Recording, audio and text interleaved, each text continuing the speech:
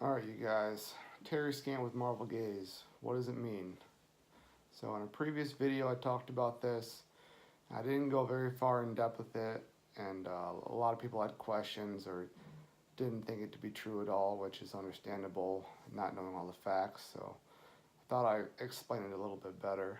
So a foreword of this video. I think the only reason that Forrest would put those two words together in the poem Tarry Scant was that he needed it for his riddle. Nobody would naturally put those two words together. So there would be a lot of other ways that he could have went around achieving the same meaning, such as do not stand in marvel gaze or tarry for scant while to gaze. There's a lot of other ways that he could have said that, but the fact that he said tarry scant with marvel gaze is really important, and I'll kind of explain to you why. There is a man named Andy Biggs. He put out a book titled Gold and More or something like that. It had terrible reviews. It's on Amazon for $10. I didn't read it, but he is very important in this as far as me being able to find out what Tarry Scant means. And I'm going to show you a little bit of a video that Forrest is actually talking about this individual right now. Eventually, if they're really smart, to the treasure. Now, I got this email a couple weeks ago that I forwarded to you from a gentleman by the name of Andy Briggs out of the United Kingdom, who is very well known as an author, does science fiction and comic books, and creates all these characters. He's well known. He's not, I don't think, your average crackpot that comes over to your house knocking on your door in the middle of the night asking you for, a 10th clue. He's well known, but he sent me this email saying he had come up with the code word that if you overlay it on all of your poems and everything, that he said could lead somebody, but he couldn't come up with that final piece, and so he wanted to open source it, make it available to everybody. You're familiar with this guy, right? Yes, I am, and his name must be added to those who have presumed to know the clues in the poem. So he's one of many? He's one of many, yes. Right. So I sent you this email. But he's a pretty bright guy. He's got a lot of it figured out, maybe. Okay. So he's not completely cuckoo. Did from what you can tell, has he found, well, I'm not going to ask you because you won't tell me, if there's some kind of code word that could unravel this whole thing. You won't tell me. Well, there are so many people out there that know a little bit about it, but not a lot. But there are a few getting close. Really? From what you guys can tell, Dale, I mentioned you guys get 11,000 hits a day. So this guy, Andy Briggs, also known as the White Horse, or I'm sorry, the White Knight, he has a lot of it figured out according to Forrest Fenn, maybe. So Forrest Fenn there kind of backtracks, say, I don't want to say too much. But the rest of his solve, in my opinion, is kind of crap. If you look at it, it's a cipher, or it's to do with something that's really of a stretch of the imagination. But that one part right there, Tarry Scant with marble gaze, he came up with that to realize that Tarry Scant actually means Cary Grant. And I'll explain to you his thought process and some things that I've added to his idea as well. So one thing that I noticed when I just Googled Tarry and then Scant is that there's a limited amount of rhymes that go along with that. So the word Tarry, I'll just list them off. There's berry, cherry, fairy, merry, scary, hairy, glary, perry, berry, prairie, Larry, Jerry, Sherry, airy, and carry. So I want you to remember airy and carry there. But so there's 15 common rhymes for Tarry. And for Carry, there's only 6. Not Carry, but Scant. So there's cant, rant, plant, chant, and grant. So there's 6 of them. The only thing besides Cary Grant that I could put together there that made any sense was Barry Plant, and that doesn't make a whole lot of sense. So limited amount of rhymes. There's not a whole lot of rhymes to those two words. So that's just something to consider. Cary Grant is referenced in Catcher in the Rye multiple times. A book Forrest mentions in his videos, and he also says that it was kind of what got him going as far as writing and things like that, so it was very important to him.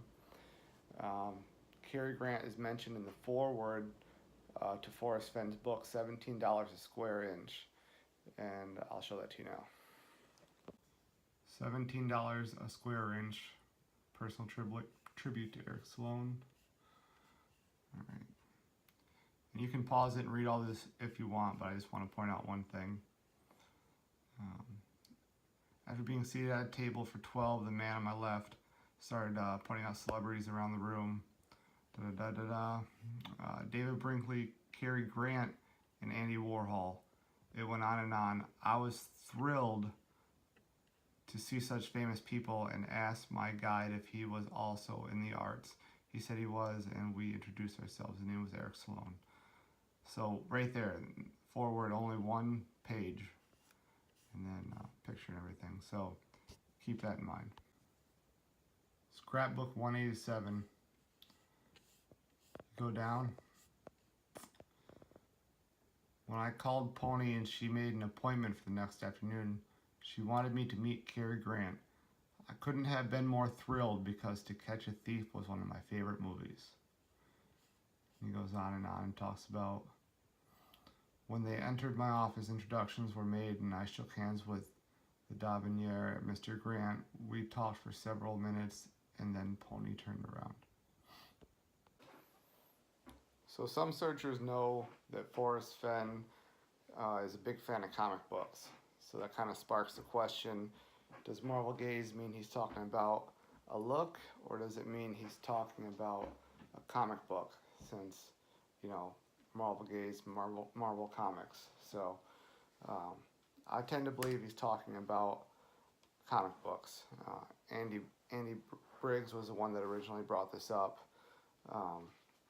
And then this book, which Cary Grant was featured in, the only time he's ever featured in a Marvel comic book, he unmasks himself after Catwoman had a dream and says, "No more secrets between us." And she goes, "Whoa, you're Cary Grant?" If you can read that right there. So that's kind of the thing that initially took me back, like, whoa, that's a big coincidence right there. And he's also stated before that children may have an advantage, but don't ask me to explain that. And so I don't think that's a coincidence at all. So those are some of the biggest things. If you look up the author's name of Flywater, his last name is Grant. That could be a coincidence, but I choose to believe it's not. And then Forrest mentioned Clark Gable in his video, and I'll go ahead and play that for you now. Event on a living thing? You know, maybe before we start asking some questions about the treasure, since it is a book launch, because that's why we're all here. Anybody have any questions about the book or the process or the stories or the writing?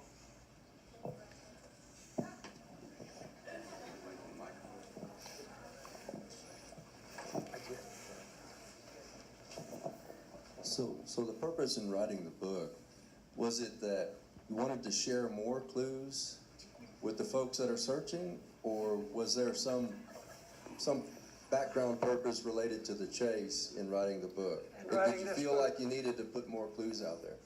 You know, this is my third memoir, and I truly believe that I could write another 50.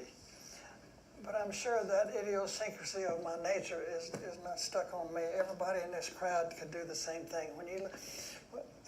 I remember years ago, my daughters are here tonight. They're in their mid-50s, but No. Must have been No, about... No. Late 30s. It must have been 30 years ago we were talking, and I found out that they didn't know who Clark Gable was. How many in this crowd do not know who Clark Gable was? And I was appalled and because when I was a kid, Clark Gable was the biggest thing in Hollywood. I mean, Gone with the Wind and on the movies. So I told myself, I don't like this. And so I grabbed a yellow pad and I started writing my first memoir. Actually, I started writing an autobiography because I wanted my kids to know who I was and who my parents were and who my grandparents were. And I'd never written before, really, so I grabbed a yellow pad and a pencil, and I started talking about my grandmother telling me when she was a little kid, the cow was in the Comanches in Fort Worth, running through her barnyard, trying to catch chickens.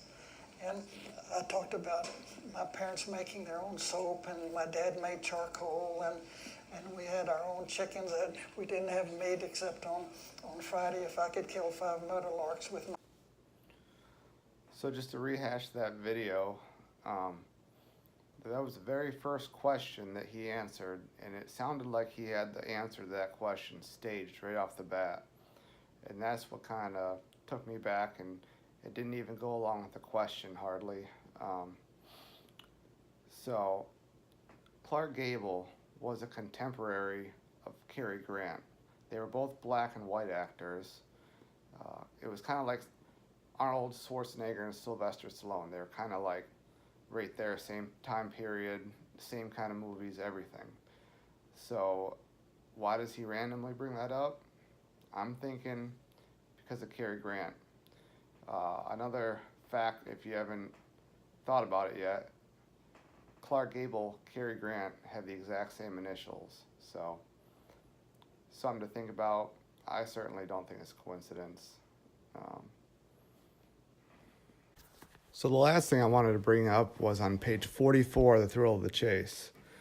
Obviously, there's no clues in The Thrill of the Chase. It's just hints. And I think this is the most solid hint that I've at least found in the book that is without question a hint.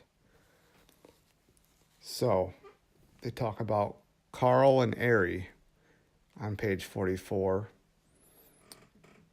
But what most don't know is that those names are misspelled. And I will show you why I believe they're misspelled right now. All right, so here's how he spelled it on page 48. Carl with a C, Aerie with one R. And these people are like his good friends, and he talks about them in other pieces of literature, so he knows how to spell their name. Don't let that fool you at all. So Carl, how does he normally spell it? K-A-R-L. Aerie, how does it normally spell that name? A-R-R-I-E. Now, this is where I bring it full circle. So at the beginning I said what were one of the 15 or 16 words that rhyme with Tarry, and one of them was Aerie, okay? So we put Tarry down. So what did he do to the word here? He took the first letter and he turned it into a C.